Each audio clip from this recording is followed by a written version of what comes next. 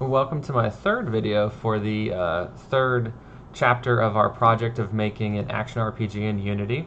In this video, we're going to finish up the enemy actually taking damage, and we're going to create a little smoke explosion animation for when the enemy runs out of hit points. And so let's take a look. So we left off with us being able to hit the enemy with a sword melee attack. We hit him, and the enemy goes into the hurt state, never leaves the hurt state. We can push the enemy around. We never actually programmed the fireball to do anything, though. So let's take care of that first.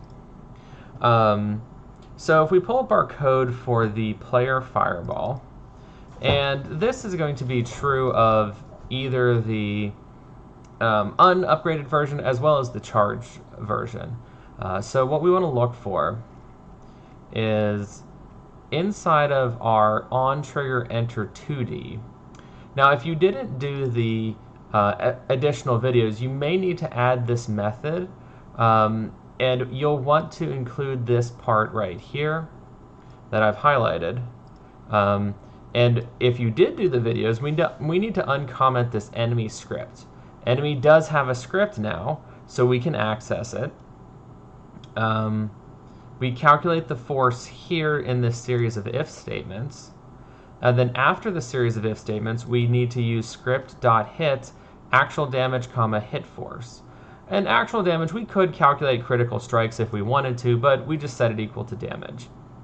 And then that's actually the end. So if you did not do the extra videos, you may need to pause and grab this part, followed by this part. You don't need the impacts. Actually, you would probably need the impacts part. So you need everything but the level. And you will want to grab probably this hit force calculation for your code. So pause the video, grab that, and then we'll move on. And there's nothing else we really need to do inside of here. Actually, there is. If you did the additional videos inside the AoE explosion, we do need to uncomment this enemy script grab as well as the script hit call, because that's going to, for each object inside of the area of effect of the fireball, it's going to need to send it the deal damage command. So let's save, and if you've made those changes, remember you can kind of always see the lines I changed by the change in color over here. And let's go back and see if my fireball can knock around the enemy.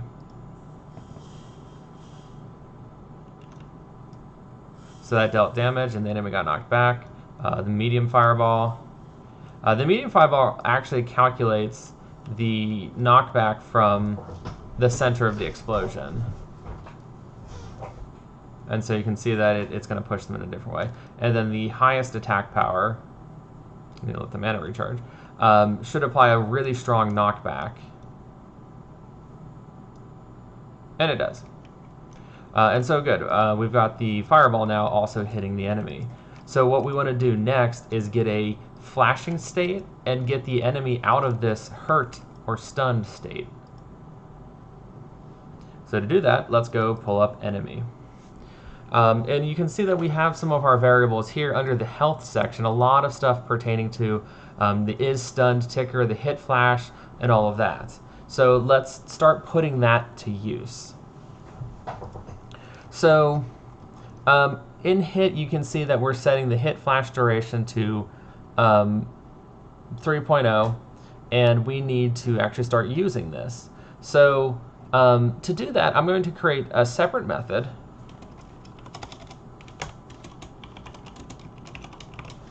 And I'm going to call this method protected void capital U updates hit flash.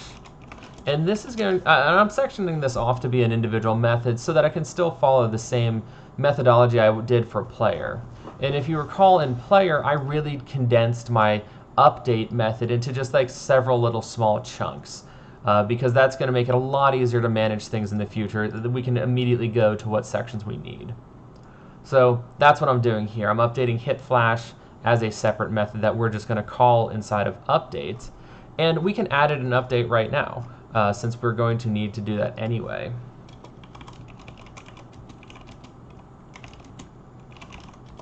So we'll call update hit flash. I just called it update the main things. All right, so inside of hit flash, we need to tint the monster. And hit flash is only going to do something if hit flash duration is greater than 0. So we'll say if hit flash duration is greater than or equal to 0. Let's mark the end of this method. So if we are actually meaning to be flashing, let's do hit flash duration minus equal time.delta time, and then hit flash ticker minus equals time.delta time. The ticker is going to be used for the time in between flashing red and white. The duration is the overall duration. The ticker is just the immediate duration, and we can add that here.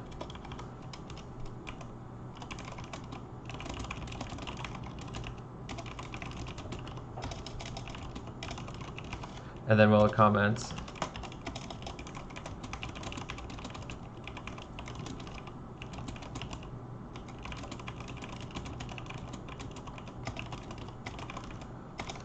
okay, so we got that there, so we decrease those. Now, if hit flash ticker is less than 0, then we need to change from either being white to red, or if we were red, we change to white. So we will do that. If hit flash ticker is less than 0, then we've got to figure out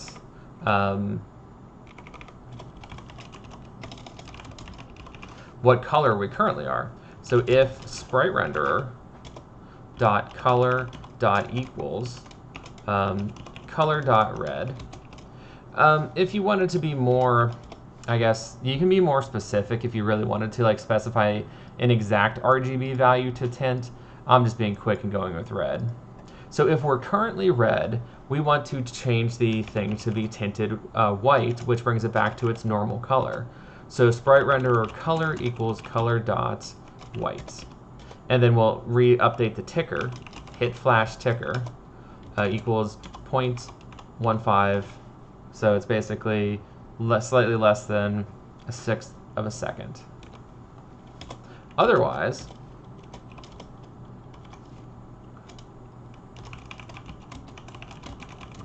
we're currently white and we wanted to turn it red.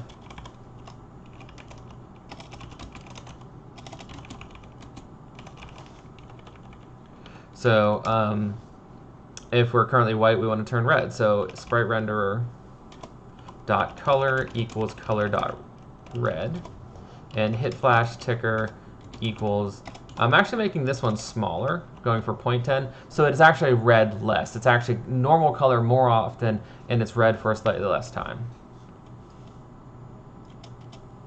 All right, and then after all this stuff is done, if hit flash duration is less than 0, and we'll say done flashing, we will set, we need to set it back to being white, regardless of whatever state we were in. So sprite renderer color equals color dot white, and we'll set the hit flash ticker to like -0.1, just to make sure it doesn't activate again, so it doesn't trigger these. And so that's our plan. We change our colors, and then if we are done, then we just exit out of this. So judging from all these like greater thans and less than, I do kind of want to tweak one of my initial variables here where I have my hit flash ticker. Let's just start this as -0.1, and let's start the hit flash duration as -0.1.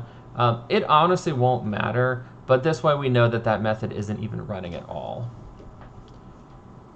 Yeah, I think you can leave that as 0 and it would still be the same. So right now we have our hit flash method. So remember, pause to the video and get this. I'm about to move away from here. And we are calling it inside of update.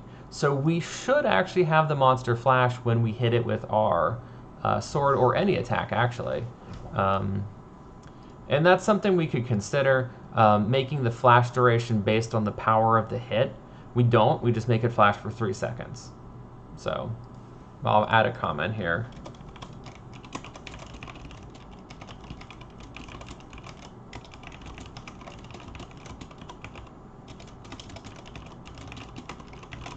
I don't know. I think 3 seconds is fine, but that's just for a future thought.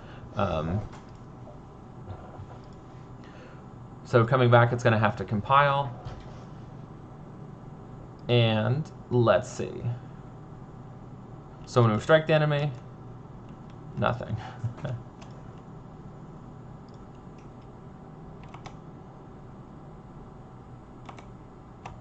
And actually, I know why it's doing that.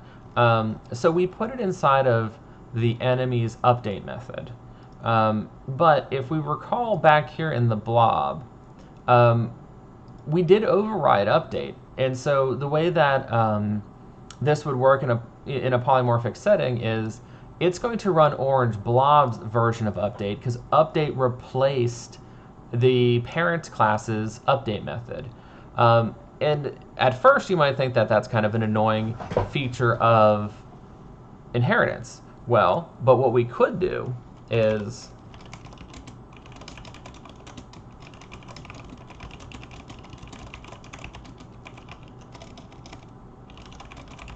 call the enemy's update method for all the stuff that we're going to pack there.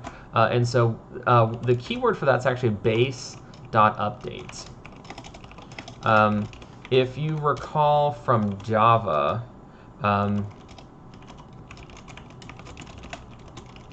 it's the keyword in Java was super. So if you are more familiar with the Java background, it would have been super.update to call your parent's method. In C#, it's base. So that's going to call the base class's update method. And then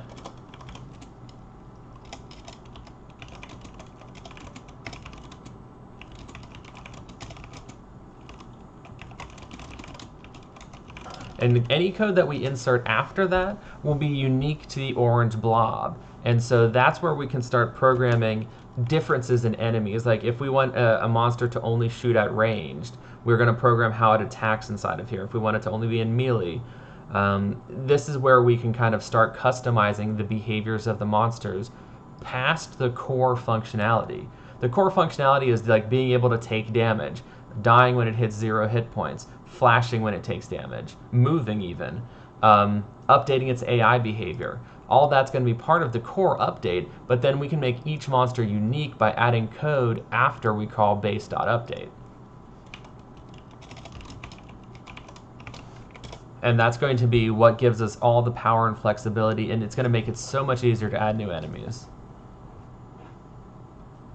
Alright, now that I remembered that, we should be able to see it doing its thing. And so you can see that it's now flashing. Perhaps 3 seconds, maybe. I don't know. 3 seconds is a kind of long flash there. However, what we can also do is we can have it end its flashing when it's done being stunned. So we're going to work on getting the monster to pull out of its stun state next.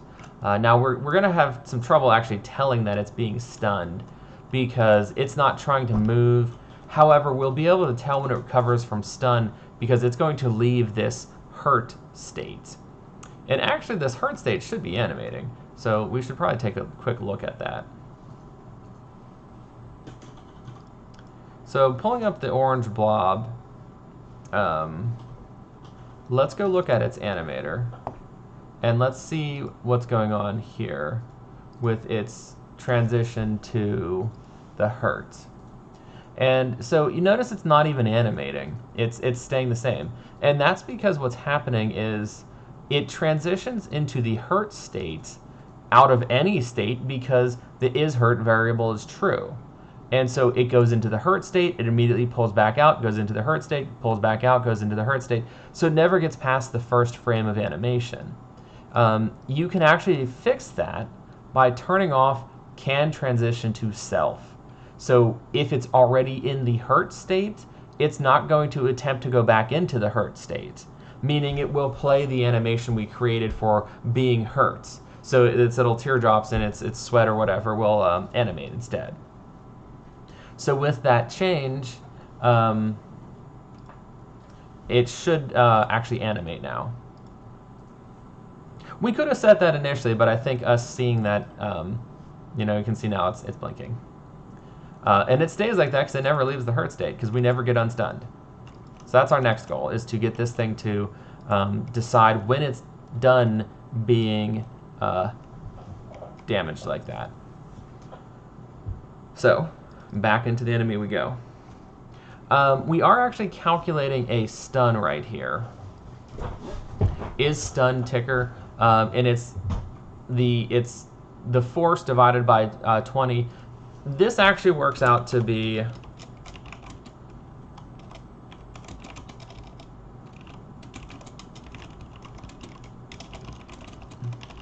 it's 1/2 the knockback value in seconds. So, the question could be, do you just want to make the hit flash duration equal to the stun ticker duration? I don't know. But anyway, this works out to be about half of the knockback in seconds. The knockback of the sword melee is 5, so this works out to be 2.5 seconds of stun. So let's work on getting the enemy to unstun. And we can think about different techniques we could do for that. So much like I did with the hit flash, I want to do the same thing for stuns. So I'm going to shrink this hit flash, and so you can start seeing why I'm branching these off into separate things. It lets me kind of minimize a lot of my code and makes it easier for me to read. So protected. Now, why the child class would need to call this, I'm not sure. These probably could have been private. Protected void update stunned state. Kind of an ugly name for that, but whatever.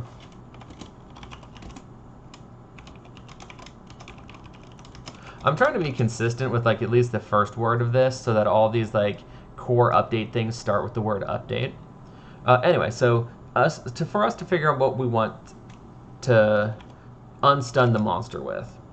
So if we is stunned, so if the monster is stunned, now we need to decide what causes the monster to unstun. And you could probably think there could probably be 2 conditions that allow us to unstun. When its knockback velocity hits 0, or if its timer runs out. And so let's set up something like that. So if we're stunned, well, let's just make a monstrous if statement here. And then body.velocity.magnitude is less than or equal, it's just less than 0.1. Or is stunned ticker is less than 0.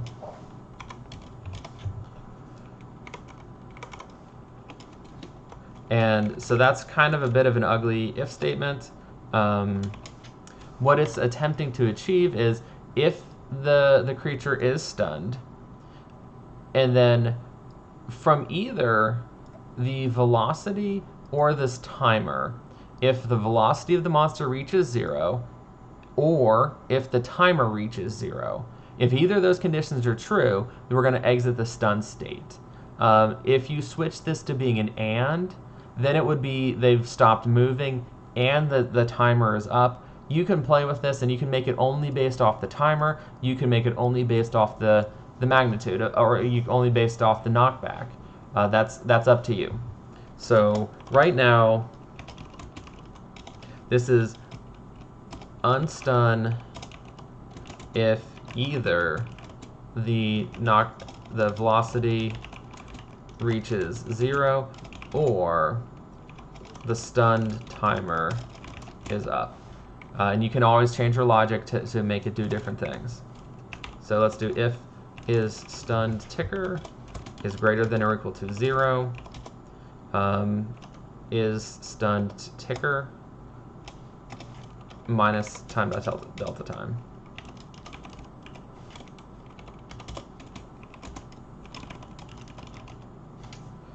So we count down the stun timer.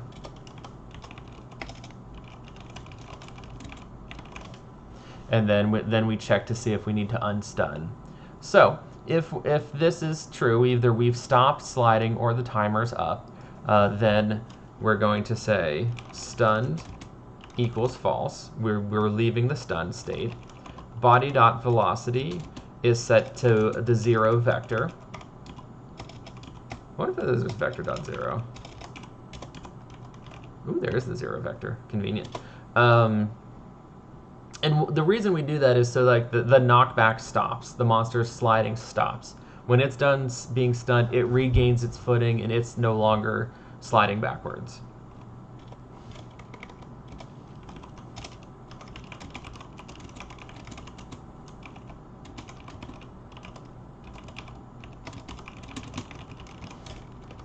So then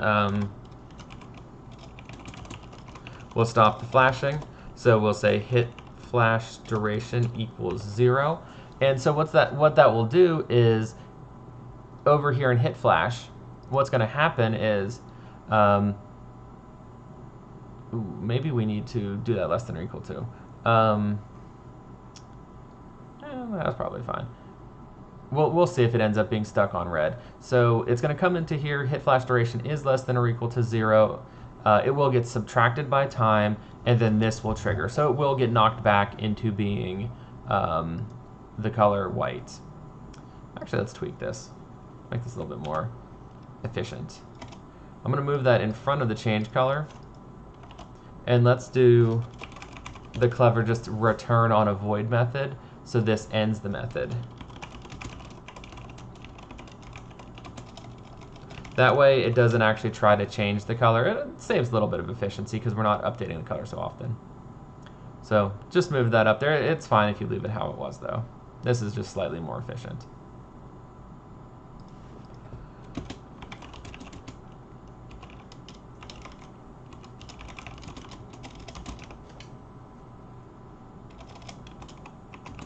Okay. And in here, we set the hit flash duration to 0, which will cause it to stop flashing. And then let's exit the animation. Exit hurt animation.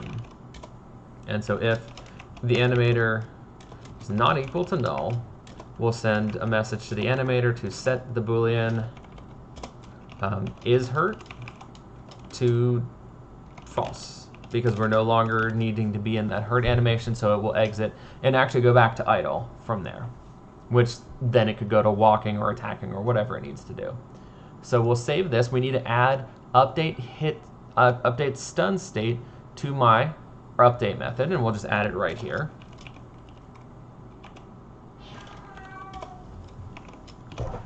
Right there. And we'll hit save. Let's see if this works. So I'm going to go back to Unity now.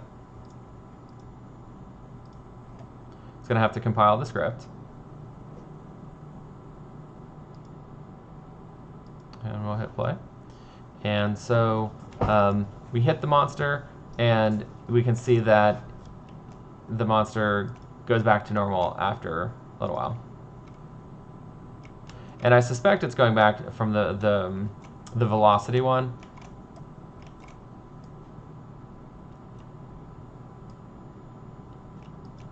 In some of these cases, it does actually look like when it gets knocked into the wall, depending on the situation.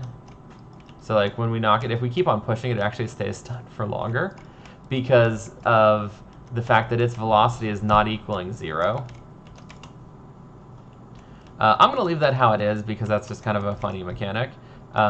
You may want to consider if you wanted this to be a little bit more serious business here. And if for whatever reason its traveling reaches 0, it actually leaves the stun state too, like that case. Because there wasn't as much knockback on the fireball as the other things. Okay, and so we've got all of our knocking and the flashing for this enemy. And so I think it would be a good point to end the video here. We will go and do the death animation, or rather just the puff of smoke that occurs when the enemy is defeated. And then from there we'll start moving this over into the player. so that the player can start taking damage, and then we'll work on getting the enemy to move. So we'll stop here, and I'll see you for the next video for where we actually put those the puff of smoke into the enemy.